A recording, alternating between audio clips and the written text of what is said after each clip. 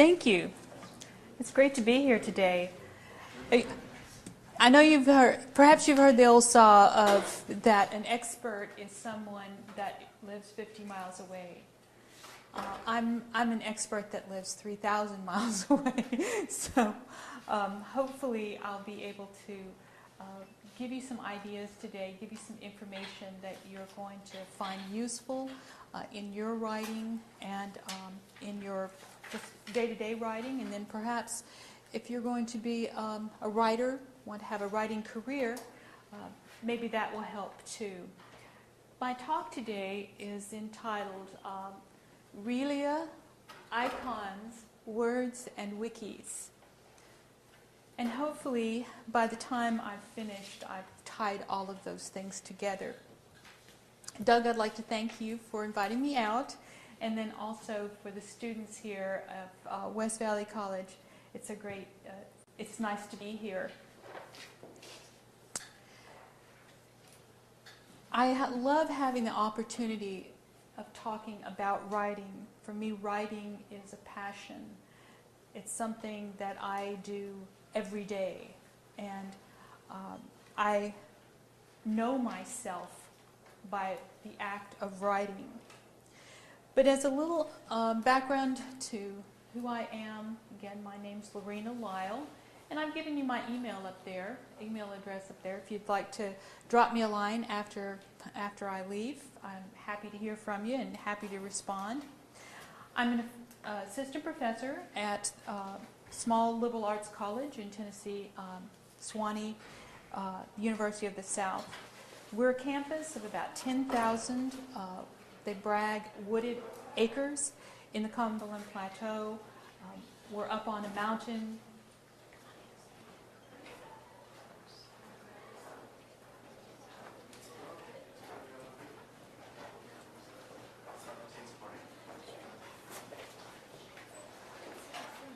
Are you here for the writing talk?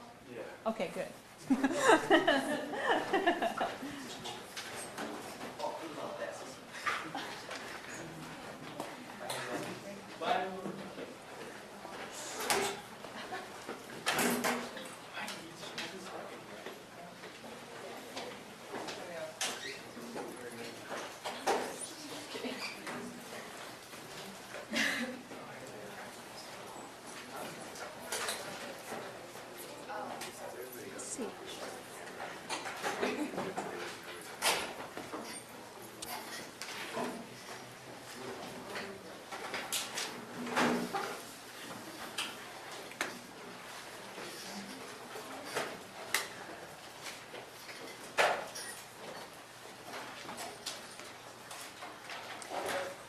Well, don't worry about it.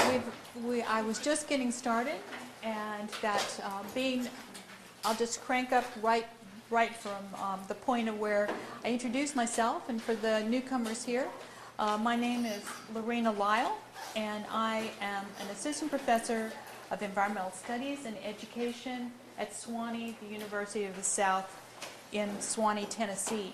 If you didn't recognize the southern accent, I come from the South. Our campus has 10,000 wooded acres. It's a beautiful campus. Flying over campus yesterday, I actually saw my house, and the trees everywhere. The architecture is Gothic. Swanee is a faith-based university. It's an Episcopal school, so there are chapels and churches all over campus, and we're modeled after the Oxford University, and that's because we derived our first campus plans from Oxford. If you came to Swanee, you would think, my goodness, is this a cross between Pleasantville and Hogwarts? Because all of the professors are required. We teach in our regalia. We have to wear our gowns. And then our students that are called gownsmen, which is a big part of the student population, they too wear gowns. We have everything but little wands, and but it's a quaint custom, and I think we're the only college in the world students wear gowns. But one thing about Swanee, it's remote, it's isolated, it's beautiful, it's serene, and it's the perfect place to have an idea and write about it. It provides a haven for writers, and in fact, in the summer times, we have the Swanee Writers Conference. We have for students that want to write fiction, poetry, plays. Then we also have for young people, and that would be high school students that want to learn those things. We have 2 weeks for them to be there also. And then we have the oldest literary review called the Swanee Review. And you can go online and find that text. And it's a text that discusses, there's an online journal discussing ideas of poetry and fiction writing. What you see before you today is an example of someone who has been in school all of their life. My mother dropped me off at Lethbridge Grammar School in Swindon, England when I was 6. And from that moment, looking back, I became an academic. School was for me the place to be. And while I've only occasionally experienced life outside of school, for one summer I worked in a steel mill, and then I took 5 years off to be with my children. I've always been in school. I have practically gone to school with everybody I have ever known. I used to say, oh, I remember when I was in graduate school with so-and-so. Oh, I remember when I was in class with so-and-so. Well, I have dropped that because I realized I've been in school with everyone that I've ever known. And I was kind of getting embarrassed about that. So I stopped saying that. But given that, then, being in school for all of this time, I have studied a lot of things. I should know a lot of things. I should remember everything, more of what I've studied than I actually do. But it's been interesting, and that I have, I wish, again, that I could remember more of what I've studied, but it's been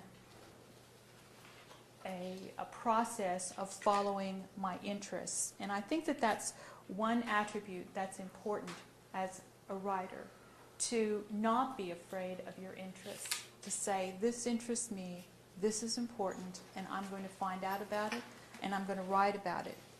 So every day brings an opportunity to pay attention to the world around you, have reactions, have thoughts and ideas, and most importantly, and very importantly, as a writer, you write it down.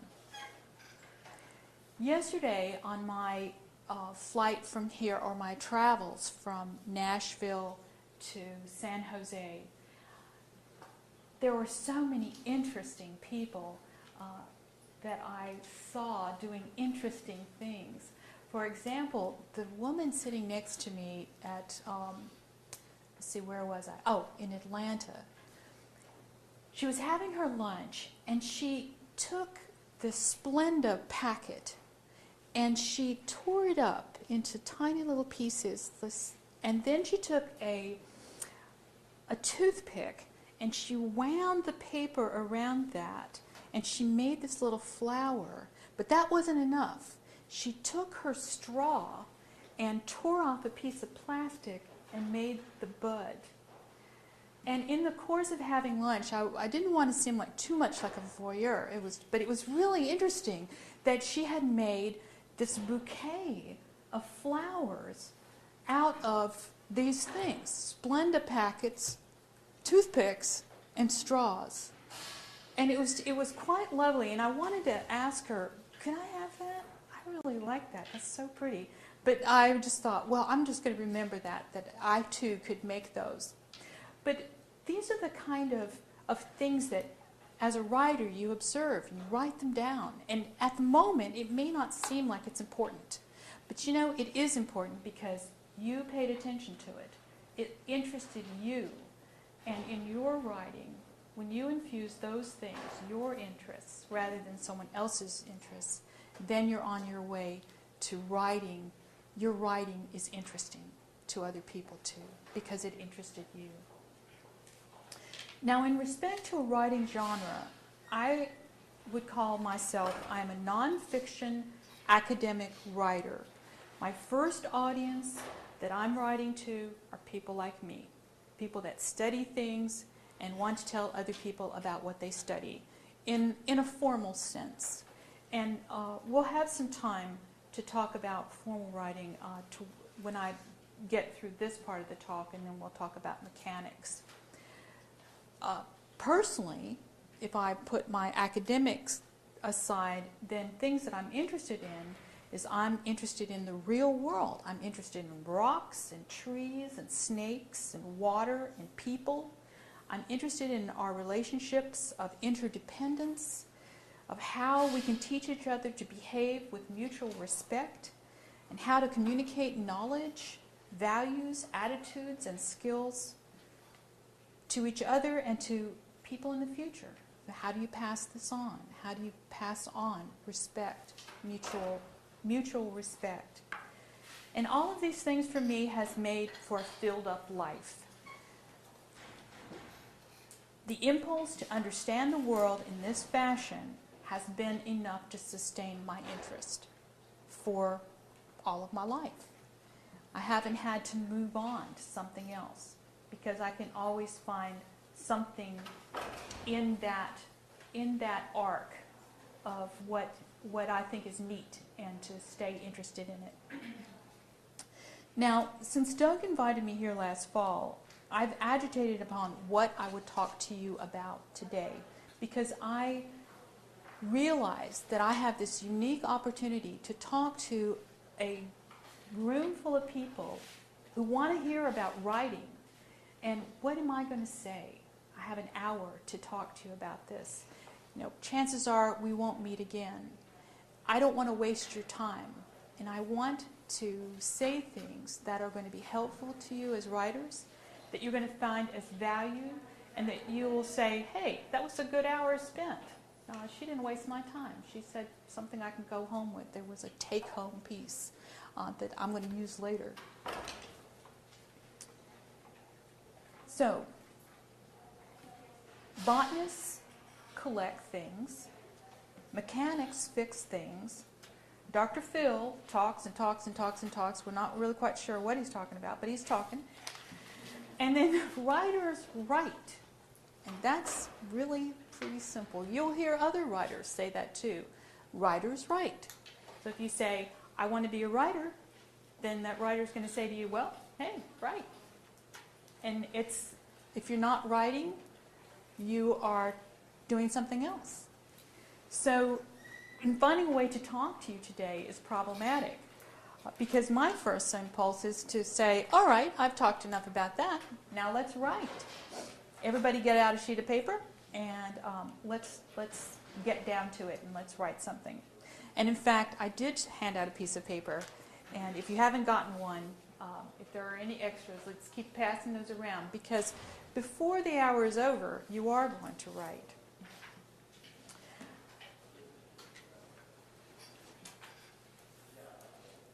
If I get back to my title, Realia, Icons, Words, and Wikis. Every idea that one writes about should be based in a theory. And I'm going to explain that to you because this is one of those areas where if you're a technical writer or a scientific writer and your work is rejected, sometimes the editor will articulate this, other times they don't.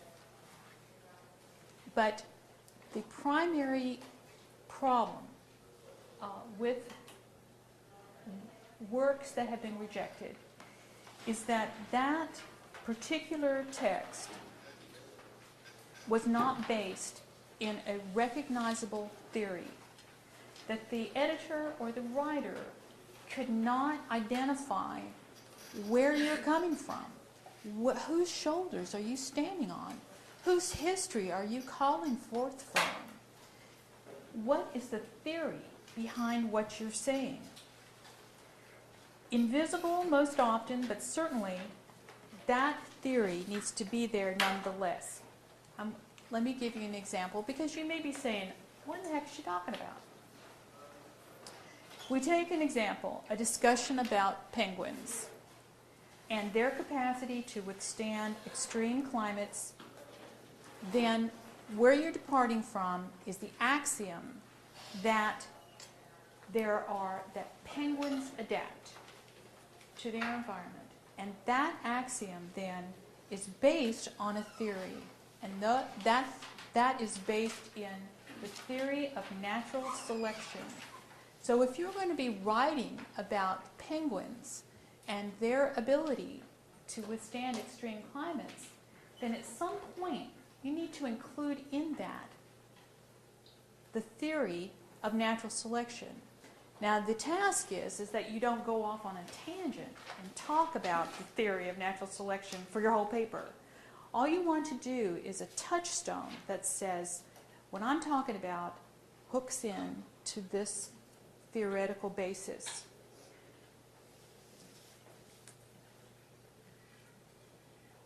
A writer does well to do a little bit of research on the theory. If it's not a theory that you are informed about to any great lengths, you need to at least say it's understood.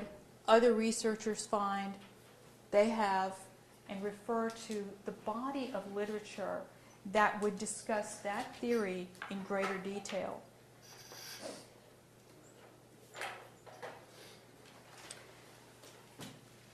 Because what your theory does is it really is the foundation, it's the underpinning of what you're going to build from.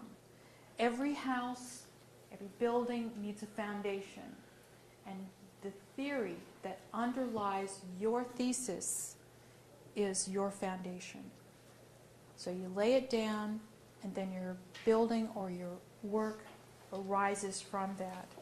So in my talk today, Realia, Icons, Words, and Wikis, then if I want to identify the theories of, like, what are the theories in the back of my mind while I write this and talk about this, it's the theory of conservation of matter, the laws of thermodynamics, and Jerome Bruner's theory of cognitive growth. Okay, what does that mean? Well, that's an academic way of saying the world is made of tangibles. There is a quantifiable amount of energy available. And the good news is that you can deal with it in your own good time. Real stuff, calories, and the construction of your own perspective. That's what those three theories mean. Again, real things, energy, calories, and then being able to construct meaning based upon your own experiences. Realia is a word that I've just started encountering, and I find this a fascinating word. What do you think Realia is?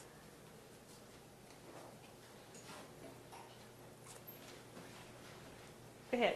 I don't know. Yes. Having something to do with reality? Exactly. Real. So if I was going to teach a lesson based in Realia, then, and believe it or not, I've seen this now. I'm seeing this term pop up into textbooks on how to teach children, how to have a lesson in something, how to engage people in learning, and it's beginning to say, be sure to include some Realia. And so if I was going to give you a lesson or present a lesson in water, then what's the Realia? Pardon? Right. No, now that is concept. What would be the Realia? The water. So I would be sure to include some real stuff. Icons, then, are symbols of the real things. So if we had Relia, we would have we might have like a glass of water. And then a symbol for water, it'd have like an icon. And let's just say these little waves, this little wave is equal to that. So when you see the icon, you would think, okay, she's referring to water. Also, icons quite often sort of look like the object. And then finally, words don't look like the object, but they are a signifier for the object. So what I'm hoping that you're thinking in your writing, of that you have the real stuff, and that you have to take your reader to hear. This is what you're communicating with, are symbols for the real thing. But you are here talking about the tangibles. And for your reader to have a really significant experience with writing, you have to make it real. You have to make them, in the world of imagination, practically, feel the water and smell the ocean spray and have a sensory experience. But you are evoking this with symbolic language, which doesn't even look like what you're talking about.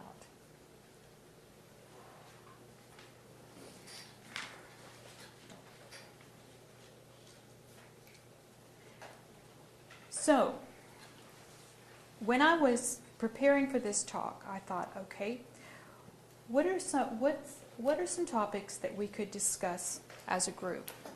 And I think that as more time, each one of us, all of us, are spending more time every day in front of a monitor. How many people are spending more time in front of a computer monitor than you want to?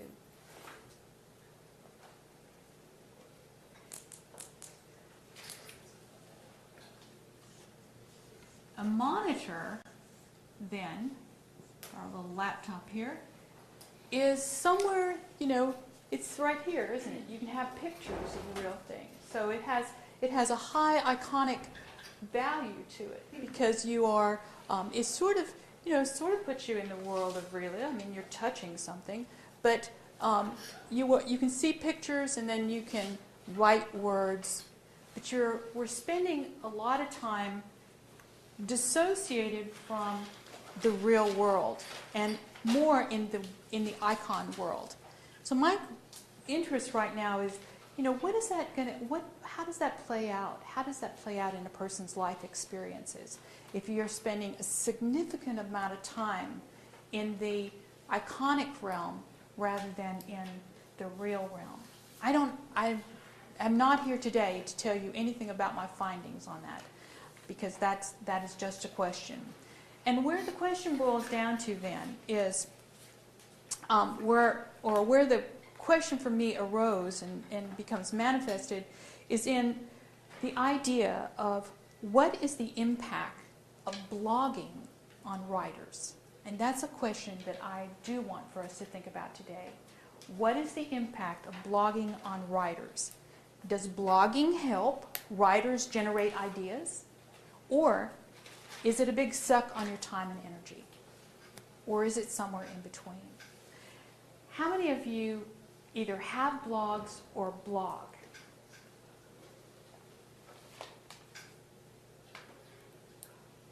It's not a confession thing. This is so, how many people know what a blog is? Okay, so it's things that we know about, and so I thought one of the first thing we needed to do is get a definition of a blog that's recognizable for all of us. Okay, a blog can be defined as a web log. So it is an electronic log that is placed on a retrievable system. You can get on the internet, you can go and retrieve what you've written down. And you can retrieve what other people have written down. It can be a web blog, it can be a journal, and it's intended for the general population, and also it can be updated. So everybody can contribute to the blog. Another idea, another definition of what is a blog is simply an online journal. It's just a place where people write things, put it online, and again, you can read it. And the third thing that we can call a blog is information that is instantly published to a website. Blog subscribing allows someone to automatically post information to a website. The information first goes to the blogger website, and then it's automatically retrievable by everybody else on Earth. And that's everybody else on Earth. Anybody that can get to the blog, can respond to the blog, add to the blog, and there you have it. Who's the author? Who wrote this? You know, is there a writer in this scenario? And that's a big question. So, here's what I'd like you to do.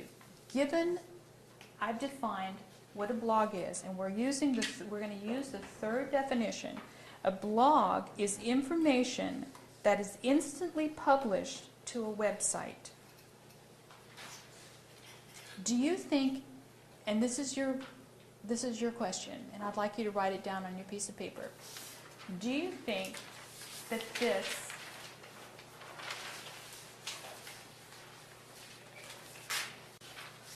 is going to help you generate ideas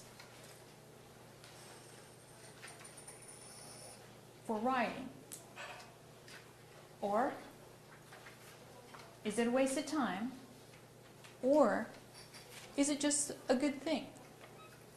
I'm going to give you a few minutes where you can talk about your ideas on what you think the value of having information retrievable in this sense. What is the value of this for you?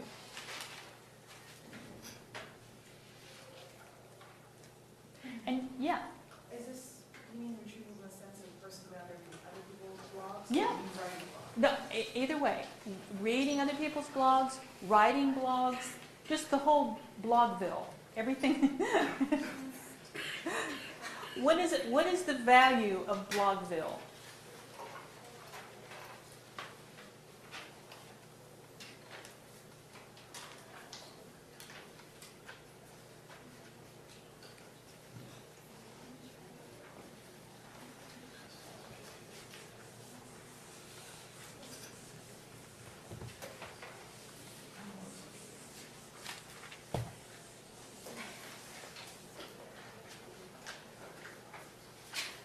Have you got paper up there? Okay.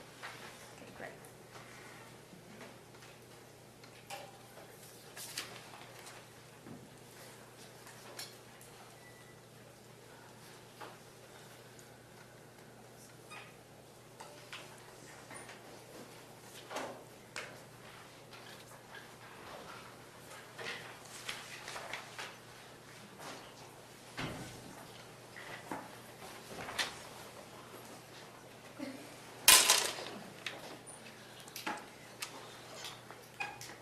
We're doing a little exercise where the next person that walks into the room is the speaker.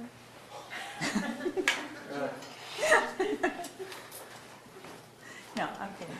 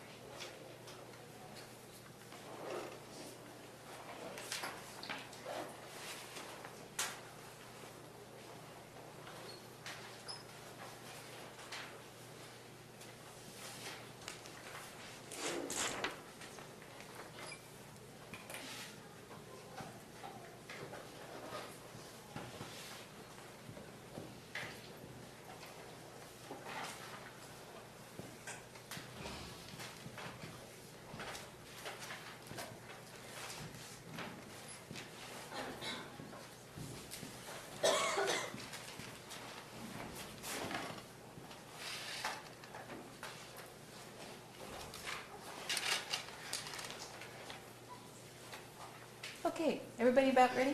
Everybody about finished there? How about a few ideas? Yes. You know, I wrote that. I don't know much about I don't know much about it. Like I haven't done it personally, so I feel like my experience isn't as valid as someone has maybe. But I kept thinking I really like to write, and I actually was listening a lot to what you're saying, how you like to watch people. And I'm a big people watcher, and I do it on purpose. I'll go to a park just to watch people. And so I was thinking that when I write, I get ideas. I like the ideas that I get better from watching other people because I observe their behaviors. And when I read about what other people wrote, but I don't know why. But I guess it's because I see it. Maybe I'm like a visual learner. I see someone doing something and I learn from it. Mm-hmm. Where I read about someone doing something, I don't have much of a visual. So in terms of a writer, maybe blogging is not going to be where you get ideas. Maybe it's for reading. But Yeah.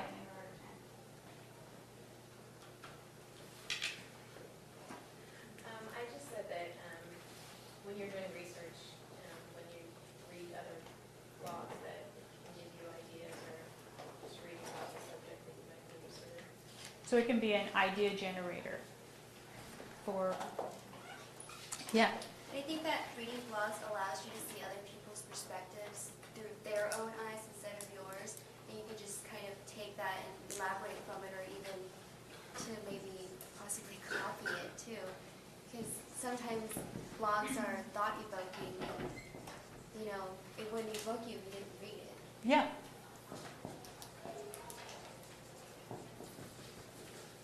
So you can have a diversity of ideas, and from a diversity of people. I mean, you might be reading a blog by someone that is sitting on top of a rock in anywhere on Earth, and definitely not necessarily a citizen of the United States.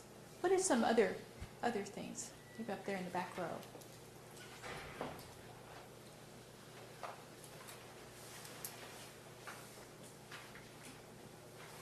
Go ahead. Maybe blogs would be a good thing because you can talk about topics that necessarily wouldn't actually be outside of the source or something.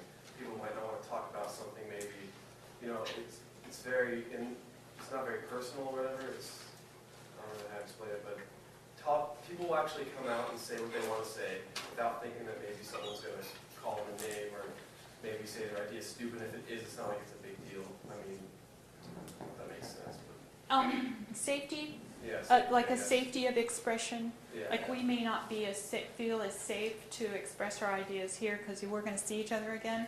But on a blog, if you don't, you can say what you want to think, put it down there, and if you never want to return, there's the anonymous part. But it's also, there's a safety there too, of where you can enter and exit when you want to into a dialogue that is of your choosing.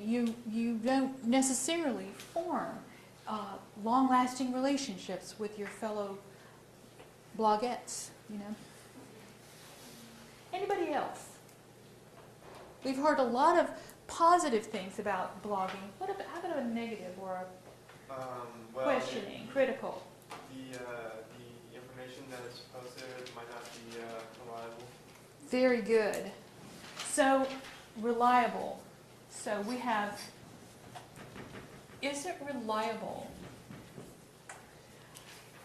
A very common way of citation or a form of citation is the personal communication. Dr. blah blah blah said on May 16, 2006 that blogs were good for you. Personal communications are acceptable in technical papers. You give the name, but you give the name of the person that said it. You give the day that they said it. And it's not retrievable in a library, but it is retrievable from that person. So if you were reading this in a journal article, you could go and say, hello there, Dr. Evans. I am reading in this paper that in your studies on cancer, you said this, this, and this. Is that correct? It is cited as a personal communication. And as we've seen in the last few months, that some researchers are being unscrupulous, unethical, and they're putting words into other people's mouths that don't exist. But there's a check and balance system there where you can check the personal communication. Did you say that? And the person has the ability to say yes or no. Or I just don't remember. But in a blog, it's not as easy to cite. How do you, let's see, I have Magic Monkey Friend says, personally, I think blogging is a waste of time. I've got one here from, I think that was the only one I left as a name. But here are some of the, I took a brief foray into Blogville, and I found that some people said life is meaningless without blogging. I could get along without Facebook. Another student said, or another person, I don't know who these people are, but another person said you could use blogs to stalk people. Another person said, to me there are ways to keep in touch. Post stupid internet sites, factoids, but also I've seen some pretty in-depth and interesting discussions held on blogs. Sometimes in your journal, but others as well. Most of the time when I'm on my blog, I'm not giving it my best thoughts. Don't think of it as a thinking cap. It's more of a release. So that kind of gets the same gamut of what we were saying, of that you could, it has a full range, it has an arc of possibilities. Well, today I want to talk a little bit about blog writing as an emergent form, an emergent genre, and that you could actually make a career of this. You could become a professional blog writer. Not that I'm encouraging you to, but it's out there now. You could be a newspaper writer, you could be a technical writer, you can also be a blog writer. So let's look at 3 people, 3 organizations that started off of where they really weren't going to be anything spectacular, just a blog, something to do, following an interest, and now these 3 entities are very, very popular. One has turned into a business, one has turned into a foundation, and the other one has turned into a phenomenon where the writer isn't really quite sure of what to do about it. The first example is bookcrossings.com. Anybody ever go to Book Crossings? Anybody know what Book Crossings is? Yes, what is Book Crossings? Well, I know what Crossings is, and I'm going to go, it's the Christian bookstore that I go to. I don't know if it's the same one. Nope. Okay. This is a Book Crossings is an internet site, and the Book Crossings is a world literacy business.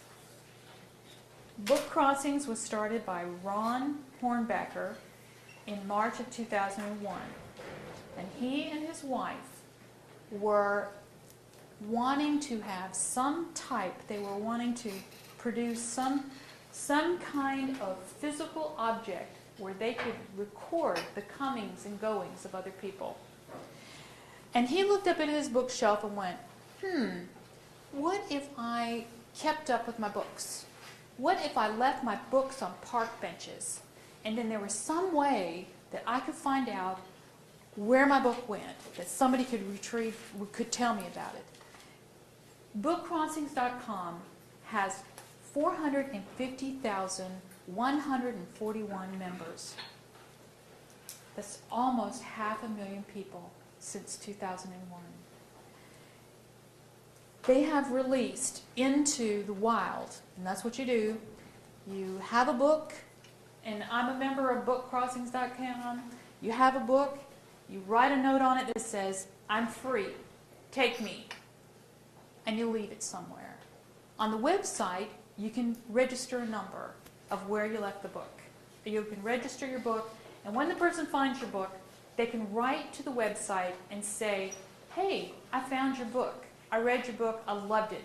Now what I've done is I have set your book free, In other words, you can track your book around the world. No need to hang on to all those books. You can let them go, and this is the idea here is that the world will become a better place because people are better read. And again, almost 500,000 people are out there releasing their books, giving their books away. That's a phenomenon. That's incredible. It is based on the 3 R's, and that is read a good book, register your book, and release it for someone else to read. The next example I'm going to talk about is, before I do that though, I want to qualify bookcrossings.com started off with this element. First of all, it was free. And the second thing is that they did not start off as bloggers or writers. They had an idea that they put forth out into the world. My second example today is Wikipedia, the free encyclopedia. How many people use Wikipedia? Is Wikipedia the first place you go when you want to learn something? Yeah, it is.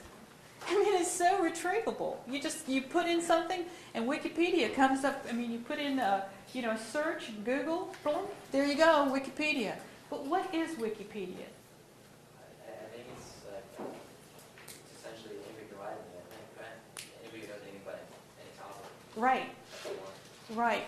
Yeah. You can find anything from information from time travel to the history of Star Wars or something. It's just got any kind of information you really can think about. So what do you think? But do you like Wikipedia? Yeah.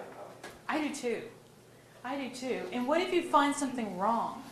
Have you ever seen a blatant error, or you think, they didn't quite get that right? Don't they let you actually correct stuff on it? That's exactly right. So that if you are an expert in something, like I'm an expert in, there's a small little firm that I studied when I was a botany student working on my master's degree.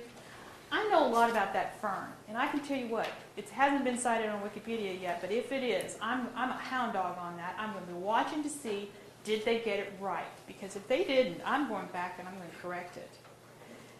Wikipedia is an online, emergent, constantly revised through anybody on the world, anybody that wants to revise and be a member of Wikipedia. This is, to me, is a world university. It is a place to get information. It's a place to contribute information. And it is a world, we saw Book Crossings is a world literacy program. Wikipedia is a world knowledge program. Again, this goes back to a think tank, a group of people going, what can we do? What can we do? And Jimmy Wales, Larry Sanger, now this is kind of sounding like the Emmy Awards or something, got together and said, we want to start this online encyclopedia. And so they did. Today, Wikipedia is a foundation. Wikipedia was started in 2001. That is a phenomenon.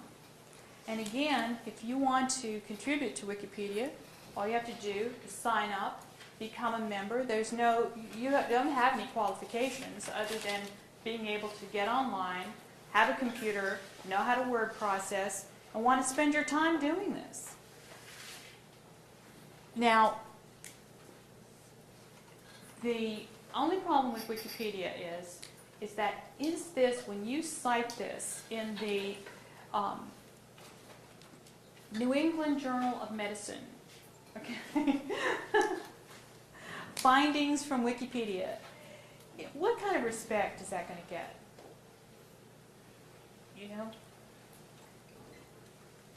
So Wikipedia is a great place to learn things. It's a great place to edit information, but it hasn't stepped up in the world of respectful citation.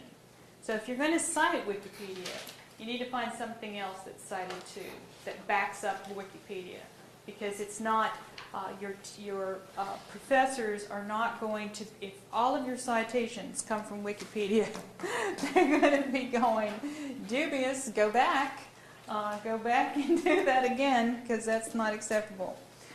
Okay, my last citation here is postsecrets.com. Have any of you heard of this one? Postsecrets.com. Okay, now this one was started by a gentleman named Frank Warren. He was at a bad time in his life, wasn't feeling very good, trying to work through it. He's an artist. Also, he had a business for supplying medical documents. He's working through his, this period in his life, and he also, for many, many years, has been on the other side, on the other end of crisis line, where for suicide crisis, people call numbers, suicide lines, and they get advice from caring people. That's one of the things he did as a volunteer. So while he was working through this period in his life, he started this blog called postsecrets.com. Visit here. It's funny, it's heartful, it's the strangest thing you've ever seen. This is a place where you are invited anonymously to contribute your secrets. Each secret can be a regret, a hope, funny experience, unseen kindness, fantasy, belief, fear, betrayal, erotic desire, feelings, confession, or childhood humiliation. Reveal anything as long as it is true and you have never shared it with anyone before.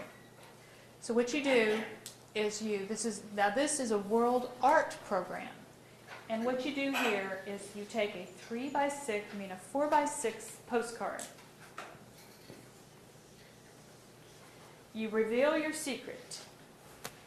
And one of the secrets I'm thinking about that I was looking at today is there was a picture of a little baby, and it had on the picture of the baby, there was a note that said, "Could you please take my baby? Thank you." But that's not the secret. The secret is, I have always hoped that someone would leave a baby on my doorstep and I would keep it. So these are the kind of secrets that people are sending in, and that you then send in your postcard. You send it to Warren, and he scans it, and then he puts it on the blog of postsecrets.com. Now it's just pictures. It's not commentaries that go along with this. Now what Mr. Warren has found is, he lives in Germantown, Maryland, and what he has found is that he had to quit his business because all he does is postsecrets.com. And as you can imagine, his wife is very concerned. Like, what in the heck is going on? Who's going to make a living? Yes?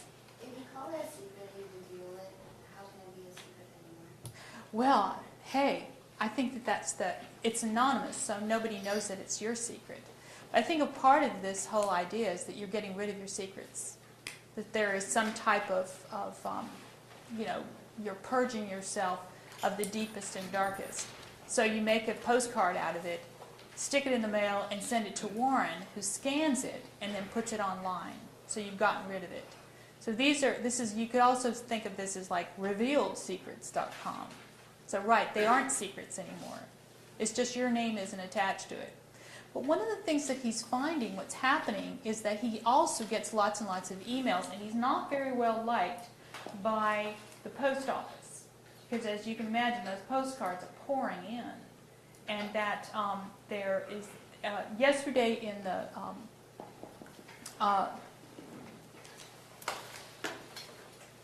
what is the popular newspaper?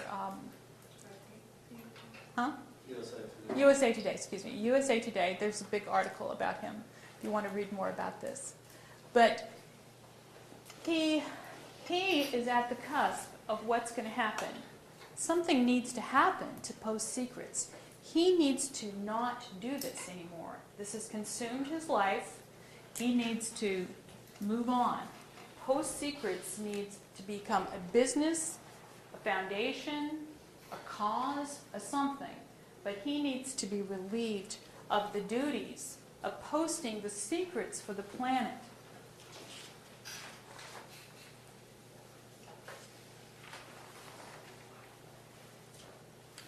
When I started off today, I started off with the idea that writers write.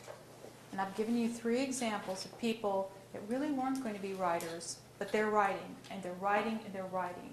They have become global. They are impacting the lives of many people. And they're doing it through a new medium, a blog. So when I asked you, is blogging a waste of time? Then to me, in answering that question, the beginning of where I'm answering the question for myself is that what is the underlying theory? What is underlying these 3 examples that I gave you?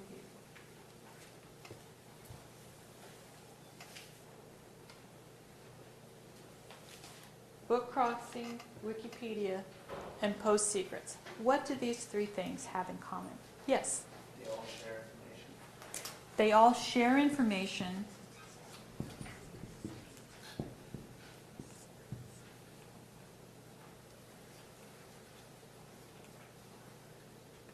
Yeah. You mentioned them all being foundations. Well, book crossings is now a business. So this is a business, this is a foundation, and this needs to become something. Yeah. It's a form of communication. But what kind of communication? What do these things communicate? People's ideas. Huh? People's ideas. Ideas, Opinions. opinions. Are these things that would normally get published? No. No. And so this is giving voice to the general public in a way that has never happened before. Your idea, your postcard, your contribution to Wikipedia is just as important as the next person's. And if you got it wrong, then somebody anonymously is going to edit your work. But there's no shame in that, it's just an adjustment.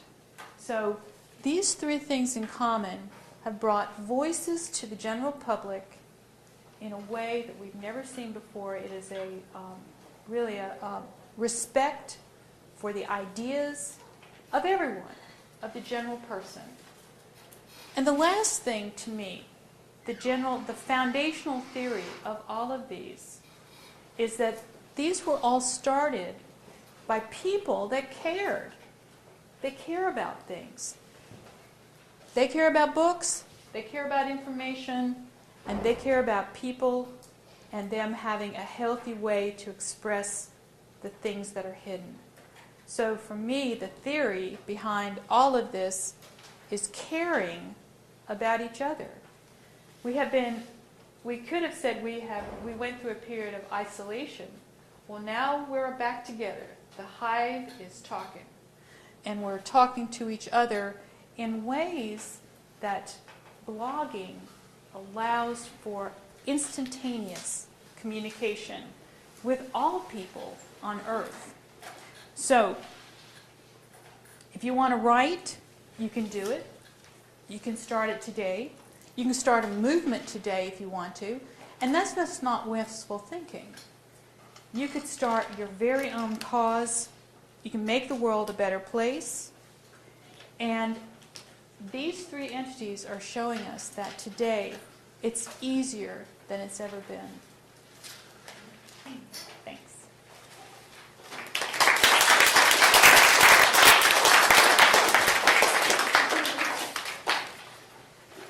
Now, one of the things that I wanted to do, if this is up to you.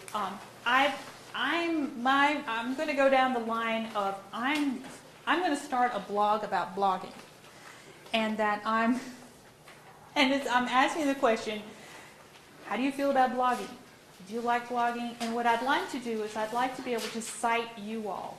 I was hoping that if you don't mind giving me what you wrote down, that I could summarize our results. I have a 5-hour plane ride just back to Cincinnati and then another hour to Nashville. So I'll be on the plane a long time tomorrow, and I thought, hey, this'll give me something to do besides watching Harry Potter and the Goblet of Fire again.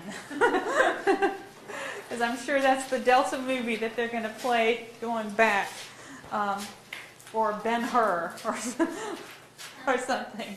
So if I could have what you wrote, that would be great. And then I will put our results on a blog, and you all can have access to it, and we'll have access to each other's opinions. Now, Doug, didn't you say we're finished at 15 till? Okay. Technical writing. Anybody have a technical writing question that they want to ask me?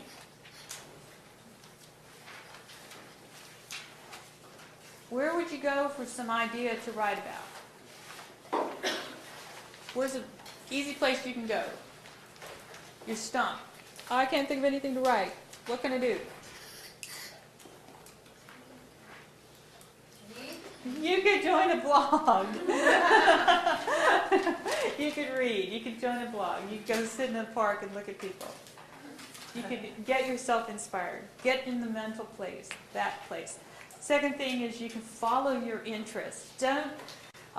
When Doug and I were at the New York Times Science Writing Workshop, I had pitched an idea to Key Davison, who is the science writer for the San Francisco Chronicle. I'd gone into great detail about it, blah, blah, blah, blah, blah, blah, blah, and I was so excited, it was like, blah, you know. And he said, hey, do you really want to write about that? And I said, well, I know a lot about it. And he said, no. He said, do you really want to write about it? And I said, well, you know, actually, I think other people want to read about it. That's why I want to write about it, because I think they'll read this. I don't think they're interested in this other stuff, but I think that they'll read about this. And he said, why on earth, and he said it to me just like this, would you waste your time writing about something that you're really not interested in? The next thing he said was, you know, you only have so much time, and you just might as well write about the things that you like and you are interested in. That is just, I just don't think it gets any clearer than that. You know, follow your nose.